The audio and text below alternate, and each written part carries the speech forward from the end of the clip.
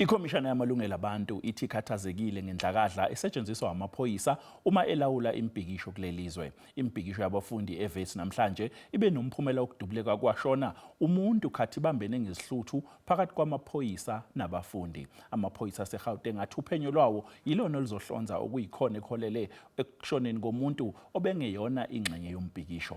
Umfanekiso wevideo yesigameko siwenze ukuthi ufifiyele ukuvikela isithunzi sesisulu njengoba kungenasiqiniseko sokuthi umndeni uyazi ngokushona kwaso.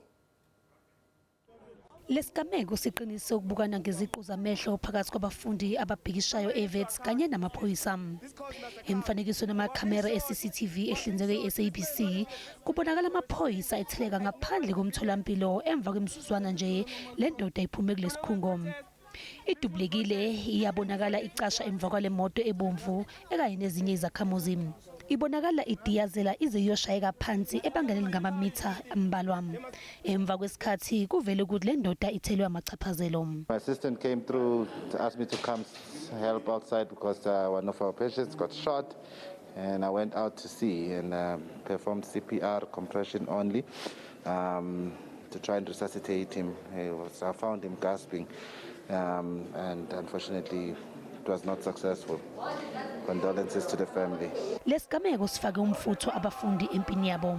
An innocent soul was killed, an innocent soul was being shot as innocently as he was. As a matter of fact, he's not even a student, he's just a resident from Braamfontein.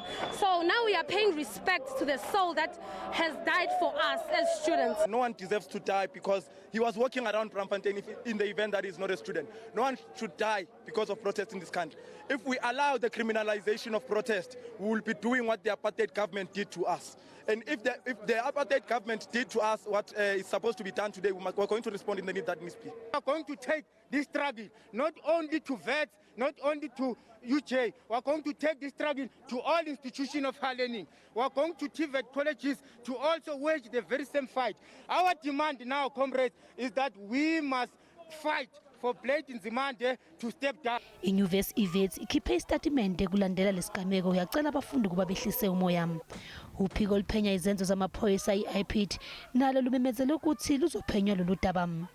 Ikhomishana yamalungelo abantu inxusa izinguquko embuthweni wamaphoyisa. Everyone has a right to protest. Even the police, when they quell or deal with protest, they must exercise proportionate or use proportionate force and not use excessive force. And there must also be engagement between protesters and the police. But we are concerned with how the police have been managing protests and how they have conducted themselves today. I was a short while ago in a telephonic conversation with General Mtombeni from the Gauteng SAPS, and I've expressed my concerns. I also called the Provincial Commissioner, Lieutenant Elias Mawela, to also register my concerns about the way in which the police have managed the situation.